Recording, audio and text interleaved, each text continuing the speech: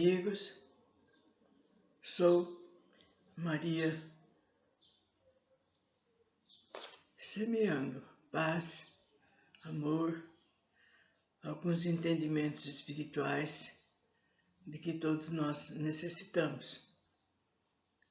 Venho falar mais uma vez assuntos bem que nos interessam a todos nós, que nós precisamos tê-los em nossos corações e nossas mentes.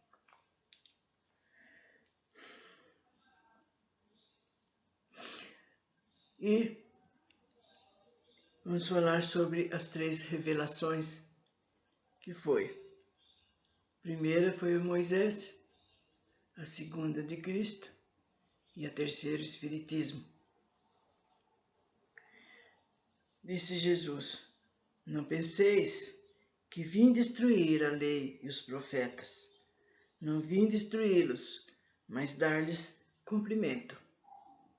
Eu vos digo em verdade que o céu e a terra não passarão antes que tudo o que está na lei seja cumprido completamente. Até o último J e o último ponto. Mateus. Versículo 5. Então, Moisés. Todo mundo já assistiu em filmes, já na sua infância, na sua religião, já ouviu, já foi falado que ele veio bem antes de Jesus, muito antes mesmo, preparar o terreno, preparar o povo daquela época, para que quando Jesus viesse, encontrasse, né, um plano melhor. E Moisés, a lei dele é composta por 2 partes distintas. A lei de Deus, recebida no Monte Sinai, e a lei civil ou disciplinar estabelecida pelo próprio Moisés. A lei de Deus é inalterável. A outra, apropriada aos costumes e ao caráter do povo, que se modifica com o tempo. Porque naquela época o povo era daquele tempo, a maneira, a cultura, o entendimento, tudo era muito mais atrasado, E então Moisés teve que impor essa lei, e por causa de eles eram muito rebeldes, muito ignorantes, não tinham que ser frenados, né? E muita coisa foi modificado também, e quando Jesus também veio, também modificou bastante. Mudou muita coisa. E a lei de Deus, como já falou, é inalterável. E ela outra, de acordo com os costumes daquela época, onde eles viviam naquela época, eles tinham acabado de sair do jugo dos egípcios, que escravizavam.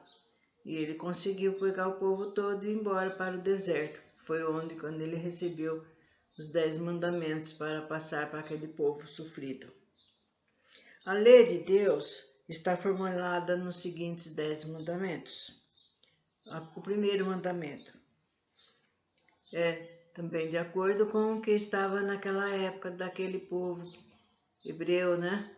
Que saiu fugido da escravidão. Eu sou o Senhor, teu Deus, que te tirei da terra do Egito, da casa da servidão. Não terás outros deuses estrangeiros diante de mim. Não farás imagem talhada, nem figura nenhuma, de tudo que está no céu e na terra, nem de tudo que está nas águas e debaixo da terra. Não os adorarás, nem lhes renderás cultos soberanos. Então, esta foi o primeiro mandamento que ele recebeu na época, e que ele também, Moisés, antes de falar, falar com o pessoal, né, com aquelas pessoas, aquele povo, né? Então, ele disse que o primeiro mandamento que era amar o nosso Pai, que estava nos céus, que era Deus, e sobre todas as coisas, né? E amar todos, a perdoar, a servir, e não excluir ninguém. Então começou daí, ele já explicar para aquele povo que estava muito inquieto, e eles sofreram muito quando eles estavam servindo ao Egito, né? E muita coisa ficaram revoltados, né? Então estava meio difícil mesmo de Moisés entretê-los. Bom, o segundo mandamento: não tomarás em vão o nome do Senhor teu Deus. Terceiro, lembra-te de santificar o dia de sábado, porque esse era costume naquela época deles tirarem um dia, né? Não trabalhavam, jejuavam, mas depois para frente foi abolido esse mandamento. Depois tem uma parte mais para frente, porque vai ser falado de cada um desses mandamentos. Honrar o pai e a mãe, a fim de viveres muito tempo na terra do Senhor, que o Senhor teu Deus te dará.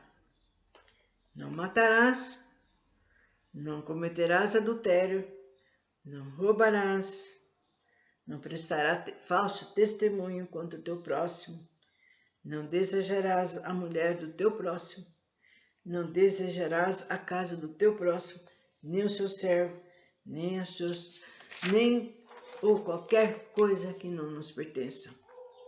Esta é a lei de todos os tempos, de todos os países, e que por isso mesmo tem um caráter divino. Todas as outras leis estabelecidas por Moisés, que se viu obrigado a conter pelo temor um povo naturalmente turbulento e indisciplinado, no qual tinha de combater os abusos e os preconceitos enraizados adquiridos durante a época da escravidão no Egito. Para dar autoridade às suas leis, ele atribuiu-lhes origem divina, assim como fizeram todos os legisladores dos povos primitivos. A autoridade do homem precisava se apoiar sobre a autoridade de Deus. Mas apenas a ideia de um Deus terrível podia impressionar homens ignorantes, nos quais o sentido moral e o sofrimento de uma delicada justiça ainda estavam pouco desenvolvidos. Então, estava falando das revelações, que Moisés foi o primeiro, né? Que nos negou os 10 mandamentos. O segundo, Cristo.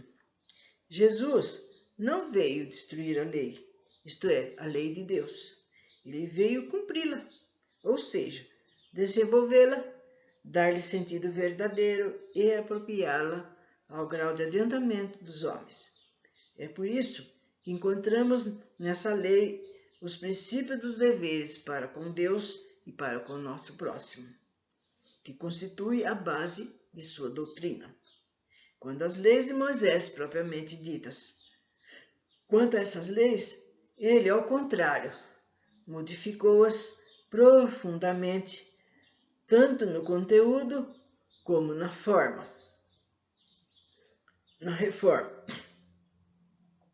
Combateu constantemente os abusos das práticas exteriores e as falsas interpretações, e não lhes podia ter dado uma reforma mais radical do que reduzindo a estas palavras: amar a Deus sobre todas as coisas e ao próximo como a ti mesmo. E acrescentou: está aí toda a lei e os profetas. Vamos ver então a terceira revelação, que é o Espiritismo. O Espiritismo é a nova ciência que vem revelar aos homens, por meio de provas irrecusáveis, a existência e a natureza do mundo espiritual e suas revelações com o mundo físico. O Espiritismo nos revela esse mundo espiritual, não mais como sobre algo sobrenatural, mas ao contrário, como uma das forças vivas e incessantemente ativas da natureza, como a fonte de uma multidão dos fenômenos incompreendidos até então, e, por essa razão, encarados como coisas do fantástico e do maravilhoso. E a esses aspectos que o Cristo se referiu em muitas circunstâncias, e é por isso que muitos dos seus ensinamentos permaneceram incompreendidos ou foram interpretados erroneamente. O Espiritismo é a chave com a ajuda da qual tudo se explica com facilidade. Então, como nós estávamos falando sobre os mandamentos, né, que é o que nós vamos falar, mas o primeiro eu tinha que falar das revelações, começando por Moisés. E Moisés falou de todos os 10 mandamentos, né? Tem alguns que foram modificados, mesmo quando Jesus veio e tornou melhor, mais maleável, né? Porque o Moisés teve que ser muito rude, muito bravo, né? Para que contesse aqueles hebreus que estavam saindo da linha, né? Então, como eu disse, nós vamos falar de cada um dos 10 mandamentos e vai ser muito usado, gente, as parábolas que Jesus usava, que eram historietas, né? Porque naquela época ele não poderia falar de uma maneira que ele entendesse, porque Jesus era uma alma muito elevada e aqueles seres estavam começando a se desenlear. Então ele teve que usar essas historietas, que ele dava o nome de parábolas, né, para que eles entendessem o fundo a parte moral, o entendimento da coisa que ele estava explicando. E também vai ser falado sobre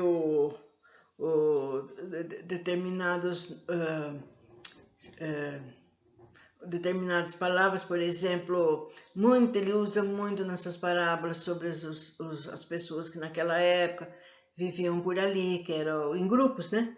Eram os saduceus, os essênios, os fariseus, os samaritanos, né? Então, tudo isso daí vai ter que ser explicado, porque assim fica mais fácil. Porque a gente vai falar, os saduceus recorreram a Jesus, os fariseus conversaram com Jesus. Então, muitas vezes, gente, porque nós ainda, desde criança, e mesmo nas nossas religiões, nos nossos estudos da história, nós tivemos conhecimento do que se passou, né, das pessoas que vivem naquela época, e quando passou na televisão, passa em filmes, né, sobre Moisés, sobre as contendas, sobre as lutas daquelas épocas. E então, o primeiro mandamento, né, que se resume no amar a Deus sobre todas as coisas, amar a Deus no próximo, através do nosso coração. Temos que nos assemelharmos a Ele, e para isso nós temos que amar a todos, indistintamente, a todos perdoar, a todos servir e a ninguém excluir. Quer dizer, eu gosto do pessoal da minha família, eles sim, mas não é por aí.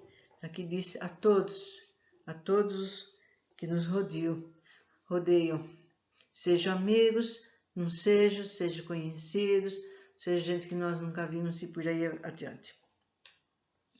Então aqui eu vou começar falando sobre o nosso Criador, né? O nosso Pai, que é Deus.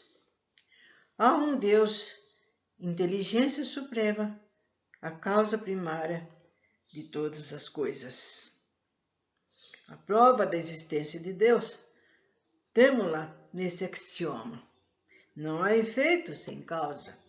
Vemos constantemente uma imensidade de efeitos cuja causa não está na humanidade, pois esta é impotente para produzi-la ou sequer para explicar. A causa está acima da humanidade. É essa causa que se chama Deus, Jeová, Alá, Brahma, Foé, Grande Espírito, etc., por muitos povos. Tais efeitos não se produzem ao acaso ou à toa ou em desordem. Desde a organização do mais pequenino inseto e a do mais insignificante semente, até a lei que rege o mundo circula no espaço. Tudo atesta uma ideia diretora, uma combinação, uma providência, uma solicitude que ultrapassa todas as combinações humanas. A causa é, pois, soberanamente inteligente. Deus é eterno. Se tivesse tido começo, alguma coisa haveria existido antes dele. Ou ele teria saído do nada, ou então um ser anterior o teria criado. Deus é imutável. Se tivesse sujeito a mudança, nenhuma estabilidade teriam as leis que regem o universo. Deus é imaterial. Sua natureza difere de tudo a que chamamos de matéria, pois, do contrário, ele estaria sujeito a flutuações e a transformações da matéria, e então seria imutável. É único. Se houvesse muitos deuses, haveria muitas vontades, e nesse caso não haveria unidades de vistas, nem unidades de poder na ordenação do universo. Deus é onipotente. Por quê? É único. Se ele não dispusesse do poder soberano, alguma coisa ou alguém haveria mais poderoso do que ele. Não teria feito todas essas coisas. E ele, se não houvesse feito, seria então obra de outro Deus. É soberanamente bom e justo. A sabedoria providencial das leis divinas se revela nas mais mínimas e nas maiores, e essa sabedoria não permite que se duvide nem de sua justiça e nem da sua bondade. Ele é infinito em todas as suas perfeições. Se supuséssemos bem perfeito um só atributo de Deus, se lhe tirássemos a menor parcela de eternidade, de imutabilidade, de imaterialidade, de unidade de potência, de justiça, de bondade, poderíamos imaginar um ser que possuísse o que lhe faltasse, e esse ser mais perfeito do que ele é que seria Deus.